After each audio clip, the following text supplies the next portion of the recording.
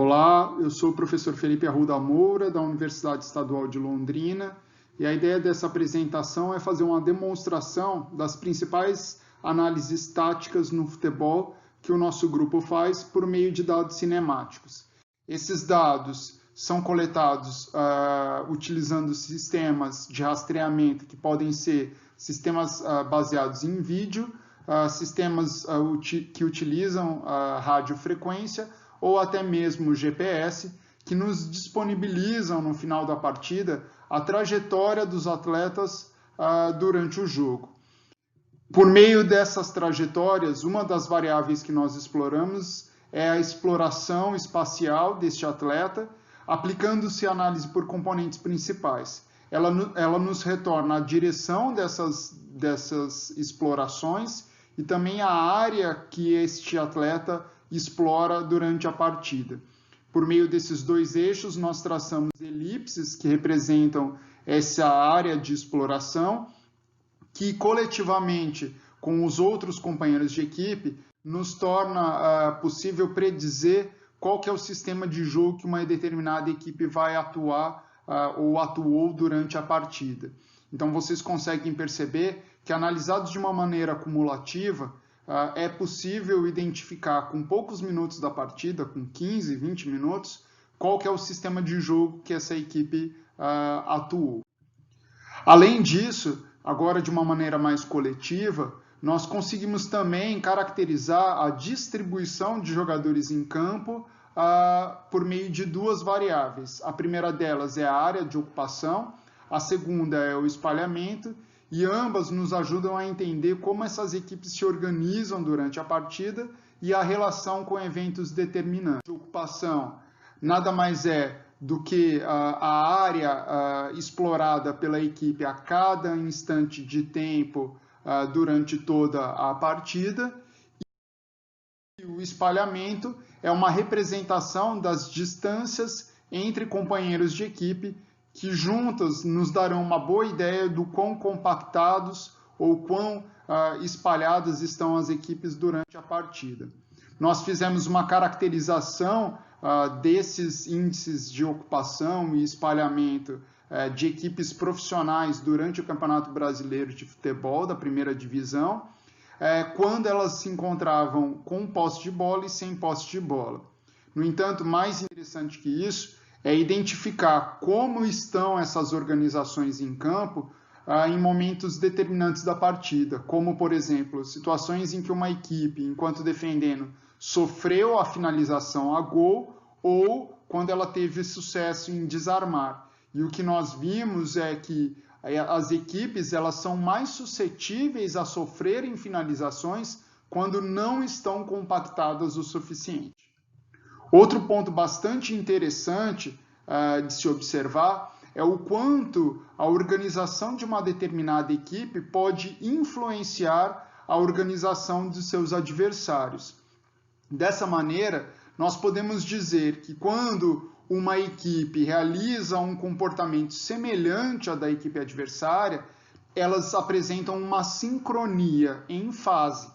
No entanto, quando elas apresentam comportamentos opostos, nós dizemos que esse comportamento se apresenta em antifase.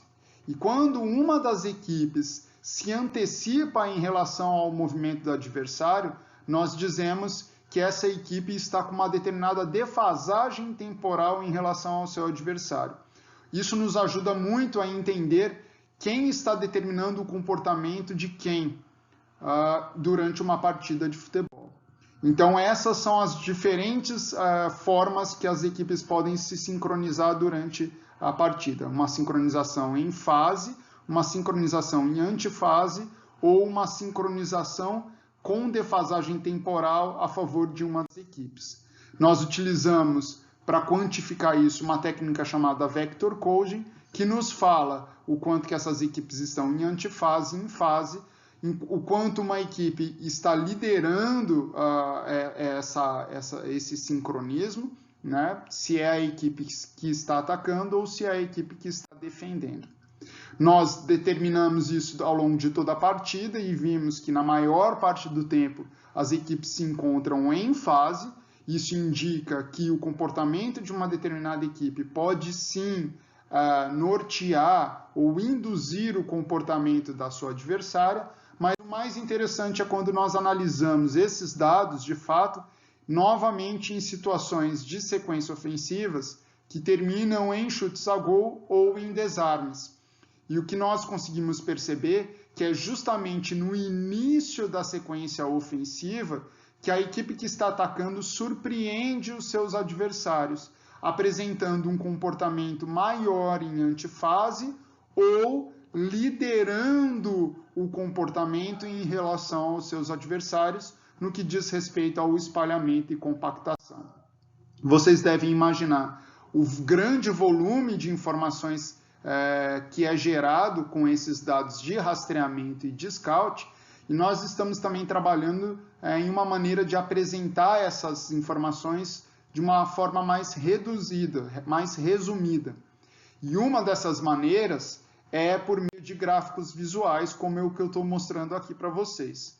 A gente pode determinar as cores do campo associados ao local que um atleta possivelmente se encontra, tanto no sentido longitudinal quanto no sentido médio-lateral. Ou seja, se um jogador estiver no ataque, ele vai receber a coloração verde. Se ele estiver na defesa, ele vai receber a coloração laranja. E no caso do lado esquerdo ou direito, se ele estiver do lado direito, vai receber a coloração laranja e do lado esquerdo receberá a coloração roxa. E isso permite ver para cada coluna quem é o jogador ao longo de toda uma partida. Então a gente consegue ver, por exemplo, que o goleiro fica o tempo todo na zona laranja, na zona defensiva, mas é muito interessante quando a gente consegue ver determinados momentos da partida que a equipe com grande parte dos seus jogadores atuaram no ataque ou grande parte dos seus jogadores atuaram na defesa ou ainda do lado esquerdo ou do lado direito do campo. Isso pode ser feito também em cima dos sistemas de jogo. Ao longo dos 45 minutos da partida, a gente vê quais são os momentos que a equipe está jogando no 5-3-2, no 4-3-3, no 4-4-2 e qualquer outro sistema de jogo. Além disso, nós estamos trabalhando em algumas perspectivas futuras de se determinar a forma desta organização dos jogadores em campo, de modo que o técnico, por exemplo, pode determinar quais são os formatos que a equipe dele mais atuou durante a partida. Ou ainda, ele pode fazer um desenho da equipe dele, como ele desejava que a equipe dele tivesse atuado durante aquela partida, e o sistema pode fazer buscas no sentido de detectar quais foram os instantes que a equipe atuou da maneira pré-determinada. Isso também pode ser utilizado na linha do tempo, ou seja, ao longo dos 45 minutos, cada cor dessa representa um formato de organização e eu consigo ver quais são os momentos que a equipe adotou cada um desses formatos no primeiro ou no segundo tempo. E por fim, uma última análise que a gente também faz consiste na divisão de espaços em áreas de responsabilidade do campo para cada jogador. Para isso, no passado, utilizavam-se o diagrama de Voronoi, que fazia essa partição de espaços, mas atualmente nós estamos trabalhando na perspectiva de elaborar uma probabilidade com base na velocidade do jogador, na aceleração e também na direção que esse jogador se desloca.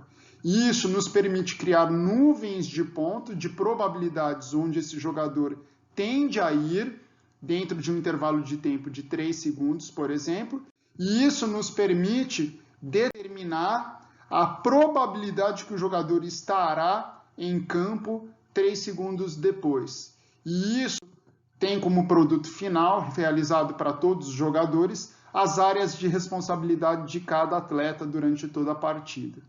Isso é interessante quando nós analisamos em sequências ofensivas como essa, que termina em finalizações que termina em um gol, que a gente consegue ver como a equipe azul que está atacando consegue ganhar espaço até fazer o gol, como esse jogador que realiza o gol acaba encontrando um espaço, uma área de responsabilidade entre os jogadores adversários.